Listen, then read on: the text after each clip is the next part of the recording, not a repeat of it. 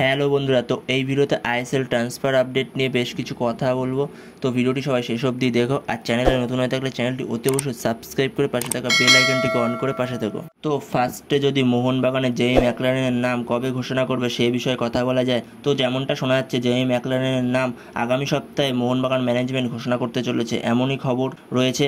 তো জেমি ম্যাকলারেনের নামটা ধরে রাখো, আগামী সপ্তাহতেই ঘোষণা হয়ে যাবে, মোহনবাগান ম্যানেজমেন্ট ঘোষণা করে দেবে। তো এরপরে যদি আনোয়ারকে নিয়ে কথা বলা যায়, তো আনোয়ারের ব্যাপারে মার্কাস যেমনটা জানিয়েছে, তো সেটা কি মার্কাস জানায়, দেখো আনোয়ারের চুক্তিতে কিন্তু টার্মিনেশন বলে কিছু ছিল না।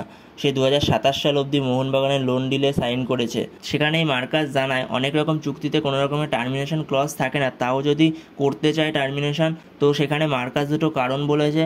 যে নন পেমেন্ট অফ স্যালারি, এটার মানে হচ্ছে যদি 2 মাস স্যালারি না দেওয়া হয় বা তার বেশি, তাছাড়া আরও একটা, যদি সে গেম টাইম না পায় তাহলে সে টার্মিনেশন করতে পারে। তো সেখান থেকে দেখতে গেলে এই দুটোর মধ্যে কোনোটাই আনোয়ারের ক্ষেত্রে যায় না, কারণ মোহনবাগানের পেমেন্ট খুব ভালো আর আনোয়ারকে যথেষ্ট গেম টাইম পেয়েছে। তাছাড়াও মার্কাস ইস্টবেঙ্গল নিয়ে বলেছে যে ইস্টবেঙ্গল এর মধ্যে কোনো রকম পিকচারে নেই। তিনি এটাও জানিয়েছে যদি আনোয়ার আলী মোহনবাগানের সাথে কন্ট্রাক্ট টার্মিনেট করতে পারে তবেই সে ইস্টবেঙ্গলে যেতে পারে।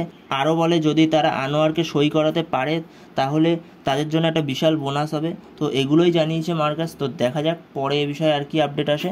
তো এরপরের আপডেটটি হলো গোলকিপার আলবিনো গোমসের ব্যাপারে। তো তোমাদের আগের ভিডিওতেই জানিয়েছিলাম যে আলবিনো গোমস জামশেদপুর এফসিতে আসতে চলেছে। তো কালকে জামশেদপুর এফসি থেকে আলবিনো গোমসের সাইনিংটা অফিসিয়ালি ঘোষণা করে দিয়েছে। তো এরপরের আপডেটটি হলো ইস্টবেঙ্গলে মাদি থালাল, সে কলকাতায় আসছে 15 জুলাই মাঝরাতে, সে কলকাতায় নামবে। তো বন্ধুরা এই ভিডিওতে এই আপডেটগুলোই দেওয়ার ছিল। তো ভিডিওটি ভালো লাগলে অবশ্যই লাইক শেয়ার সাবস্ক্রাইব করতে ভুলো না। তো নেক্সট ভিডিওতে দেখা হচ্ছে, ততক্ষণের জন্য বাই বাই।